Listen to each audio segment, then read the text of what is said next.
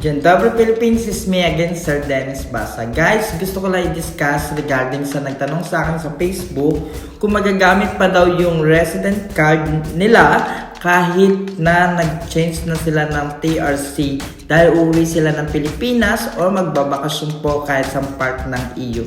Guys, to be honest, yes, magagamit nyo po ang inyong resident card as long as po na-update po ninyo sa mga uso o sa mga lawyer natin o sa mga agency ninyo ang inyong panibagong process ng TRC. Kahit ma-expire na siya or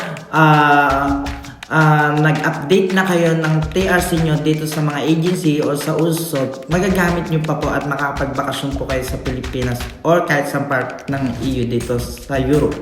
So, mangyari is kailangan nyo lang po i-update ang inyong mga resident card. Syempre, i-update nyo rin po sa Polo natin ang inyong mga papers para po makapagbakasyon kayo sa Philippines at babalik dito. Pero mas maganda rin po guys, magkaroon tayo ng panibagong resident card dito sa Poland kahit na magbabakasyon po kayo dahil mas safety pa rin po. Pero to be honest, magagamit nyo pa po ang inyong resident card dito sa Poland kahit nag-update na po kayo at magbabakasyon po kayo sa Pilipinas. Kahit nakagkaroon na po tayo ng rest stamp sa passport, makakabalik po kayo dito sa Poland dahil makikita po yan sa system ng immigration na na-update po ninyo or natin ang ating mga TRC dito sa Poland. Yun lamang po. Ako po si Dennis Basa. Muli, tayong kabayan, mag-iingat po lagi tayong lahat. Be legal and not illegal.